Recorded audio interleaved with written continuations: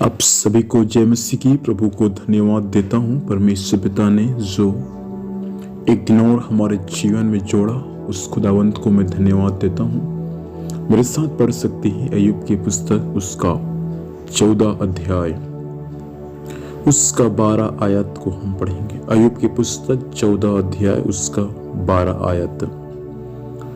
वैसे ही मनुष्य लेट जाता और फिर नहीं उठता, जब तक आकाश बना रहेगा तब तक वह न जागेगा और न उसकी नींद टूटेगी।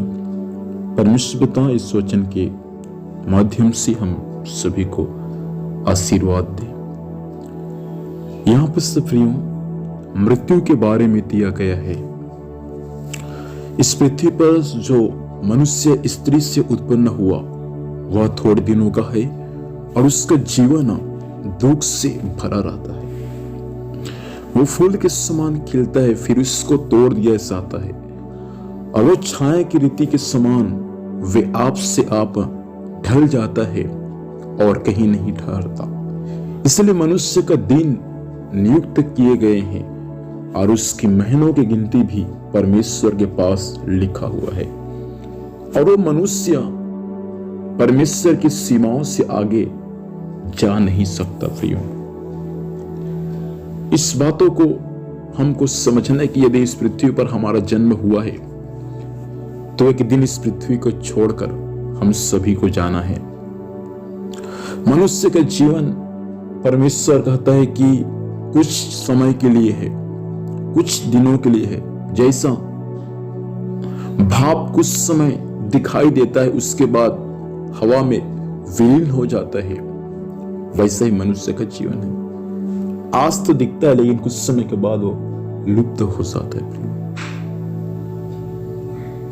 चाहे दास हो या दासी हो, राजा हो या रानी हो, गरीब हो या अमीर हो, गोरा हो या काला हो, पुरुष हो या स्त्री हो, सबको एक दिन इस दुनिया को छोड़ के जाना पड़ेगा। प्रियो, हमने पढ़ा कि 12 पद को, मनुष्य लेट जाता है फिर नहीं उठता, मतलब मनुष्य का मृत्यु हो जाता है और वो नहीं उठता।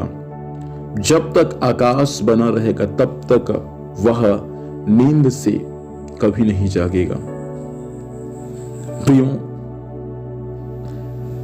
वो दिन सोचिए कैसा होगा जब आप अंतिम सांस ले रहे होंगे।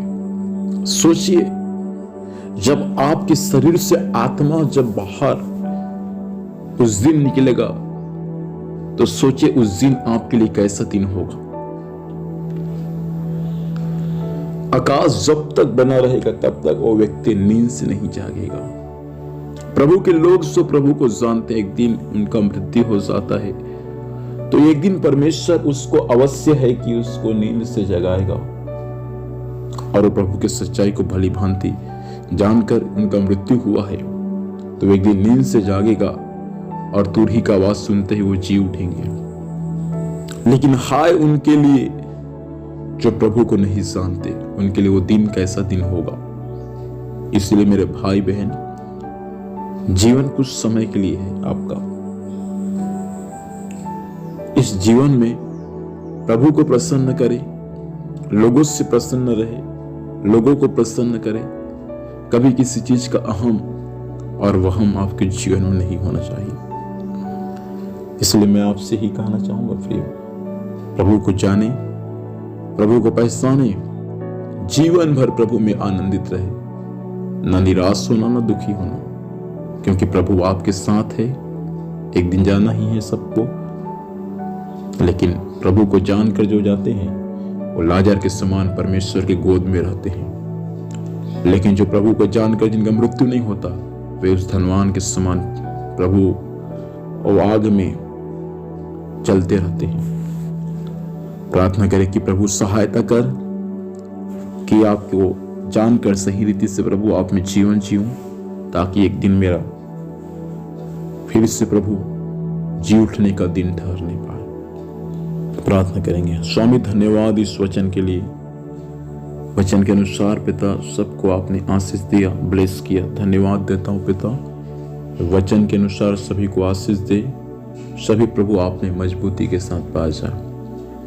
आज दिन संभाल, स्वर्गीय सुरक्षा दे, जहां भी साथे हैं जाने आने में सहायता कर, हर कार्य को सफल कीजिएगा। यीशु के नाम से मांगते हैं, आमीन। प्रभु आशीष दे आप सभी को। जय मसीह की। Praise the Lord.